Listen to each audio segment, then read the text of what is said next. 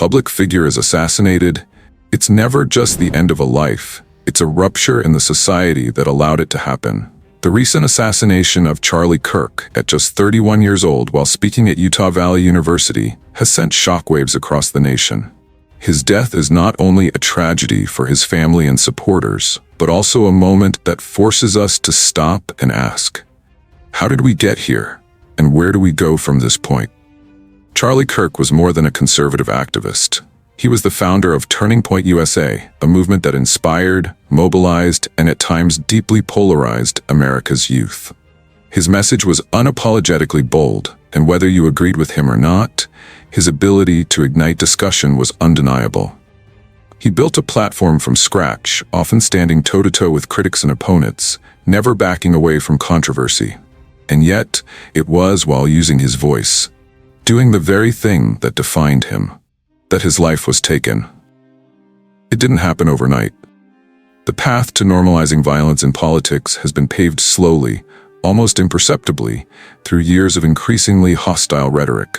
What once would have been unthinkable, joking about the death of a political opponent, celebrating their downfall, or hinting that violence might be justified, has crept into mainstream conversation.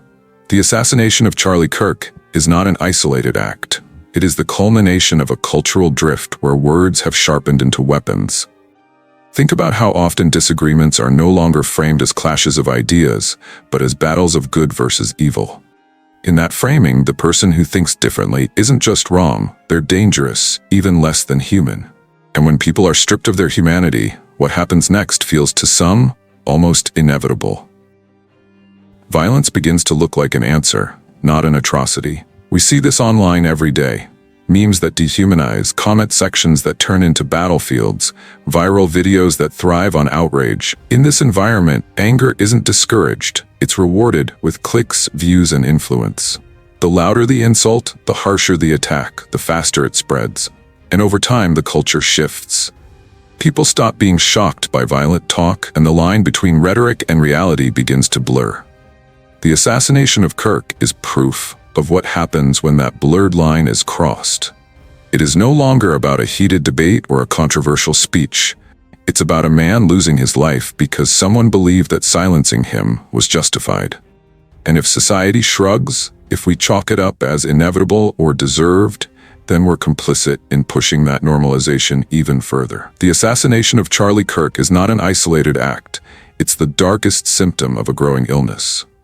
For years, the language of politics has been shifting. Instead of opponents, people are labeled as threats. Instead of debates, we hear declarations of war. And once you convince yourself that someone is not just wrong but dangerous, violence begins to feel justified.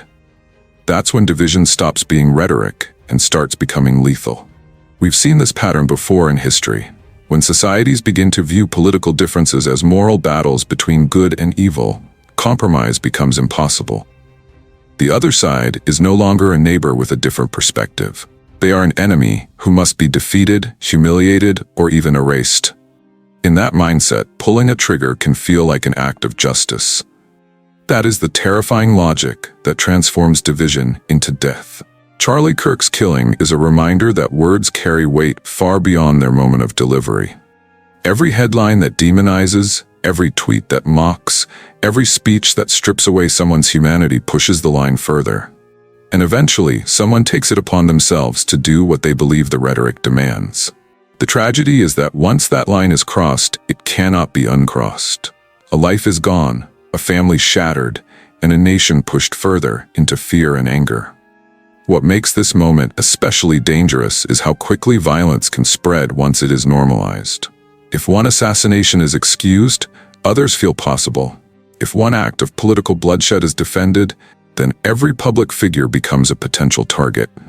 It's a chain reaction that threatens not just individuals, but the very stability of democracy itself. Behind every breaking news alert, there are faces and names that rarely make it into the story. For Charlie Kirk, the headlines will forever capture the moment of his death. But the real loss belongs to those who now have to live with his absence. His children, too young to fully understand why their father will never come home, will grow up with memories that fade faster than they deserve.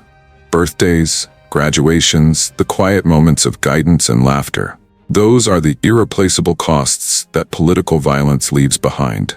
For his wife and family, grief now collides with the brutal glare of the public eye. They don't just mourn a husband, a father, or a son. They are forced to mourn while strangers argue over his legacy. That is the cruel reality of high-profile assassinations. The people closest to the victim are stripped of privacy in their most vulnerable hours. To them, this isn't about politics. It's about the empty seat at the dinner table, the silence where a voice used to be. And yet, this is exactly what gets lost when violence becomes normalized. We forget that every political figure is also a human being with a family, with a life outside the stage, with people who love them for reasons far beyond their public work. It's easy to reduce a name to ideology, to a set of beliefs we either rally behind or reject. But for the children left behind, their father was not just a conservative activist. He was simply dad. Moments like this demand more than outrage. They demand introspection. It's easy to point fingers outward, to blame the other side, or to insist that this kind of violence is the fault of one group or one ideology. But if we're honest, the culture of division doesn't begin with assassinations. It begins with us. It begins in the way we speak about each other, the way we treat those who disagree with us, and the way we allow anger to become a substitute for dialogue. Think about the small, everyday choices we make. The tweet we fire off that dehumanizes someone on the other side. The conversation at the dinner table where disagreement turns into ridicule. The silence when our own community crosses a line, simply because they happen to be our team. These may feel minor, but they create the environment in which violence feels less shocking and more inevitable. In that sense, the assassination of Charlie Kirk isn't just a tragedy to mourn, it's a warning sign we can't afford to ignore. Reflection also means grappling with an uncomfortable reality. Political violence doesn't grow in a vacuum. It thrives in climates where fear is louder than empathy, where winning matters more than listening, and where human beings are reduced to symbols of an ideology. To step back and ask, am I contributing to that climate, is difficult. But it may be the most important step each of us can take. Charlie Kirk's assassination does not exist in isolation. It leaves behind a legacy that will be interpreted, debated, and felt for years to come. His career was defined by boldness, by an ability to attract immense support and equally fierce opposition.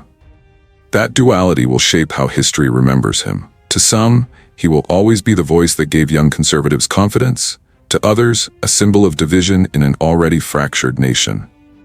But regardless of perspective, the fact that his life was cut short through violence ensures his legacy is tied not only to what he built, but also to the circumstances of his death. When a leader dies in such a way, the message of their life risks being overshadowed by the act of their assassination.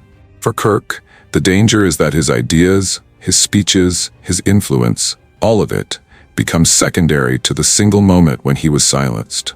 Yet perhaps this is where the power of legacy is truly tested. Will people reduce him to his controversies, or will they remember the passion and conviction that drove him?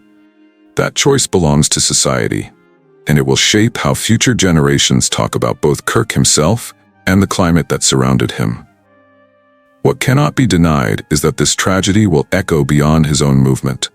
It forces political leaders, media figures, and ordinary citizens alike to confront a sobering truth. Violence is now part of our political story. And if that is what Charlie Kirk's death represents, then his legacy is not only about his own career, it is about the path America chooses in response. Will we repeat the cycle and normalize violence further? Or will his death mark a turning point, a collective decision to draw a line against hatred and brutality? If this video helped you pause and reflect, take a moment to support the channel. Hit that like button, subscribe for more discussions on politics, society, and the challenges of our time, and check the links in the description for related videos that dive deeper into how we can confront polarization together.